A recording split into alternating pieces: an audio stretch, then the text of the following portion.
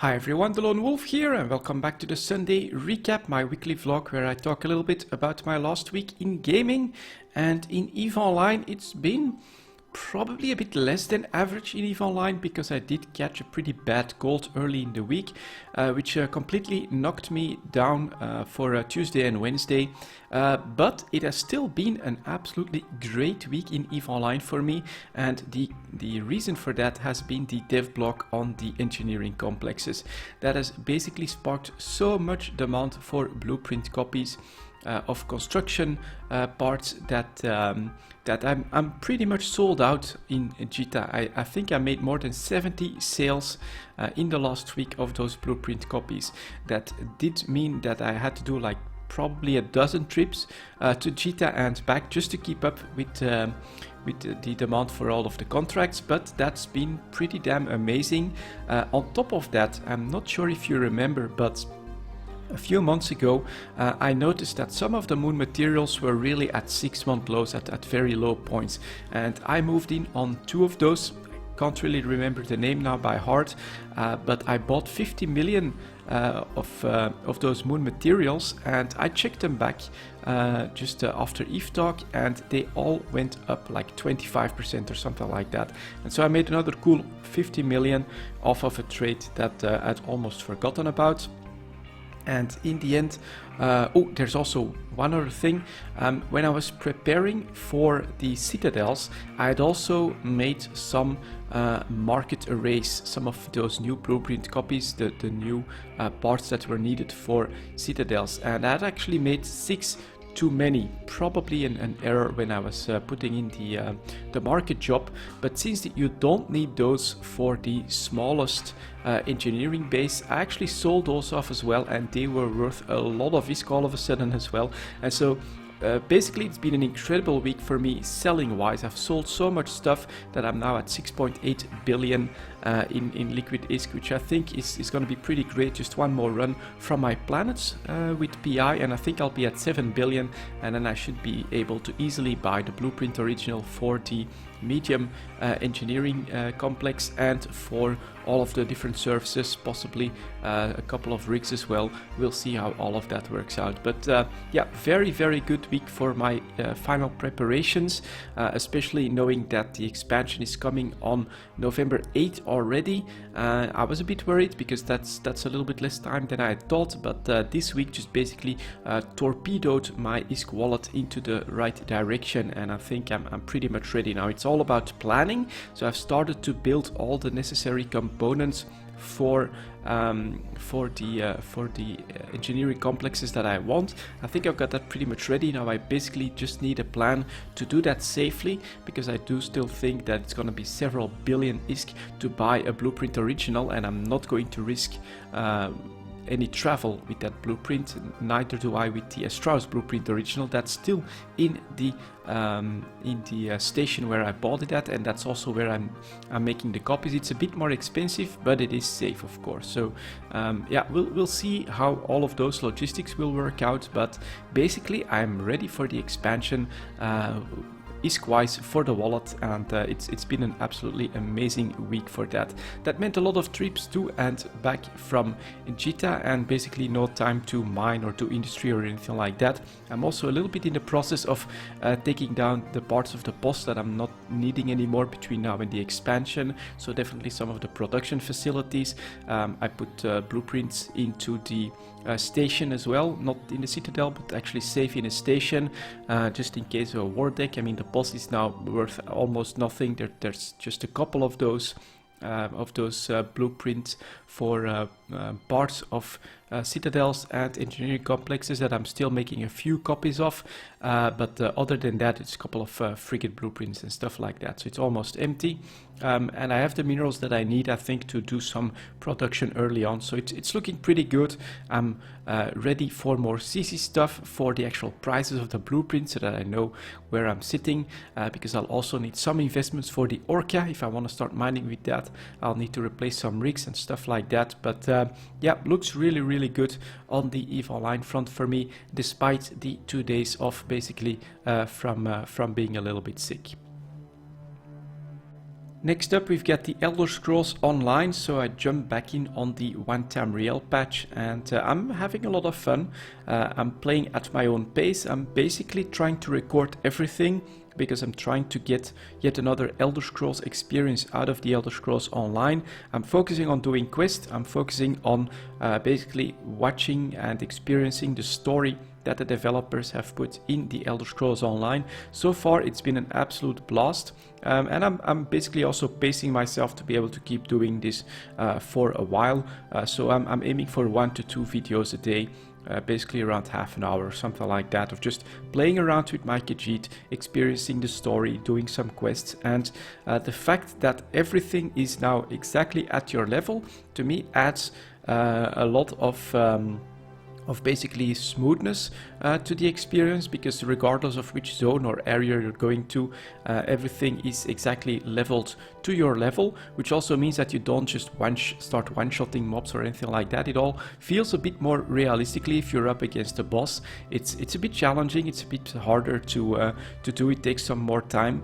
Facing mobs will take around the same time all the time, and very importantly, in my opinion, the rewards and the drops will be to your level, which means that you will constantly be upgrading as you're just doing stories, just doing quests, leveling up slowly, while your rewards will constantly adapt to what you are at. And that basically for me makes for a really great experience, because it means that you can pace yourself and you don't have to worry about being in the right zone or grinding for an hour extra to catch up one level or anything like that. You know, you just play the game exactly the way you want to, and that has really been, in my opinion, a really big advantage and a great thing that they've done with the One Tamriel patches, allowing that to happen.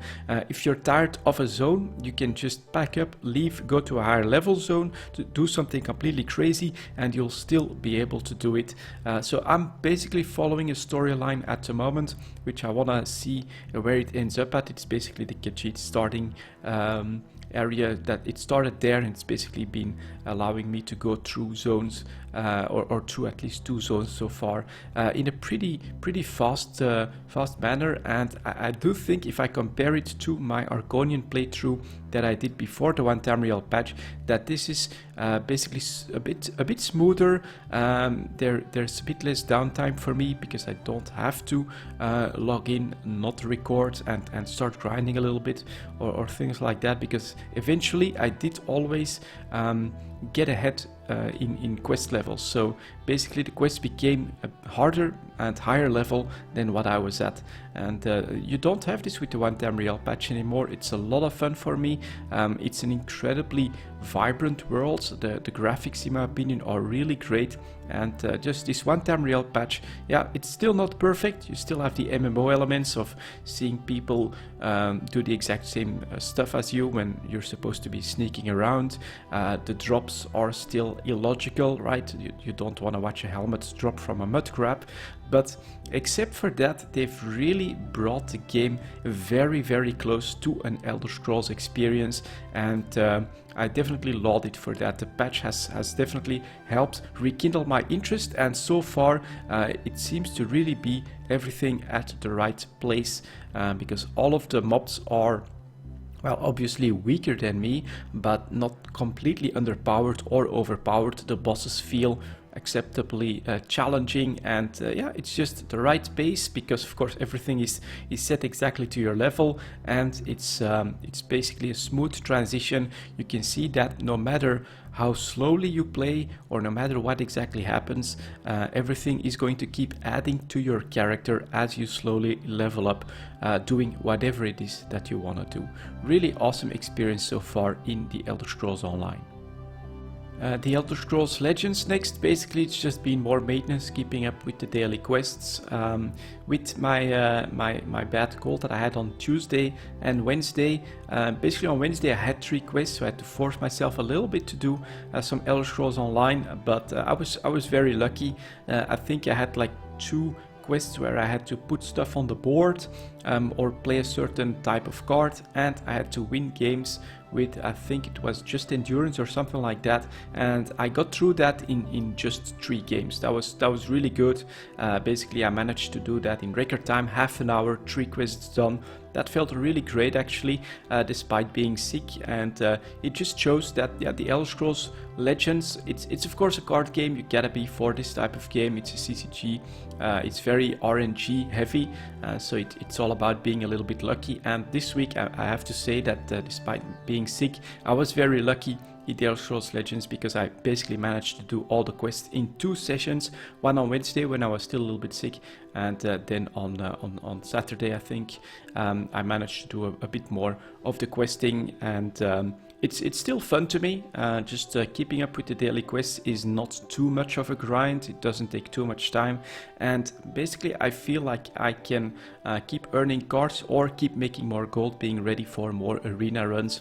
If you really want to put extra time into the Elder Scrolls Legends, then I would of course advise arena runs, because you can spend gold there, but if you do them well enough, you actually get extra gold out of these arenas, and that basically keeps extending your playtime without having to spend real money on the Elder Scrolls Legends. And that's what I'm aiming for. I'm aiming to see what the free-to-play experience of the Elder Scrolls Legends is.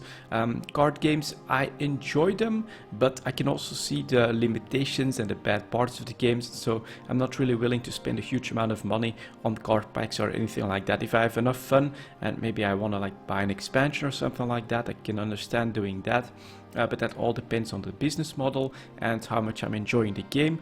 For now, the Elder Scrolls Legends, it's in maintenance mode. It's just do the daily quests. I think it's still in open beta officially, so it's more about seeing how they're balancing the cards, because from time to time they do change some stuff, and just trying to keep up with the free-to-play barrier that is basically in place with the daily quests, which for the Elder Scrolls Legends to me feels like it's in a pretty damn good place, because it doesn't force you to play every single day, and if you're a little bit lucky, you can actually do this in a little bit of time. And of course the game still offers you the option, if you want to spend more time playing the Elder Scrolls Legends, to do so in a very rewarding way with the arena. So I'm still keeping up with it. We'll see how long it all lasts, but honestly I think I can keep going until Bethesda actually launches the game and starts to come out with new types of content, or whatever it is that they're planning to do with the Elder Scrolls Legends. And finally we've got Overwatch. Now this is just probably going to be a one-off, maybe next week as well, a couple of games, because it was actually a lot of fun. But Blizzard came out with a special game mode for Halloween, basically, where it's actually like some PvE content, right? You've got 4 players that have to work together with the specific classes, you know, soldier, God damn it, I'm so bad with names, you'll just see it from the video. Unfortunately, I had to play with the archer, and I'm really bad with Hanzo, so my aim is actually terrible. So my performance is not too bad. Luckily, the rest of the teammates carried me through that first game that I did in this special brawl mode, which is basically a horde mode, right? You just have constantly mobs that come, a couple of bosses that spawn here and there, and you're just trying to protect the gate, which is what they're trying to destroy. Really surprised that something like that came out, so I definitely did want to check it out, and that's why I jumped back in for a couple of games of Overwatch. But this to me showcases the value of buying a Blizzard game, because this was extremely polished. It was a lot of fun. I think it was right on the mark time-wise, less than 10 minutes. You just jump in, do one of those games, and explore that new content. You get rewarded with like a Halloween skin and things like that, and it works. It's extra content that you can do, and it's something that adds to the game. It's another reason to jump back in, and they've done so again very successfully. Just press play, give it a go. You're in there with 3 other players. Just try to survive the horde mode, and just keep going, have fun with that. See if you want to grind out all the rewards and things like that. But again, it's Overwatch, it's Blizzard, it's very polished. It's just another fun experience to jump through when they come out with this type of stuff. So that to me was reason enough to just do the update of Overwatch, jump in a couple of quick play games, and then give that mode a go. And it was actually a lot of fun, I have to say.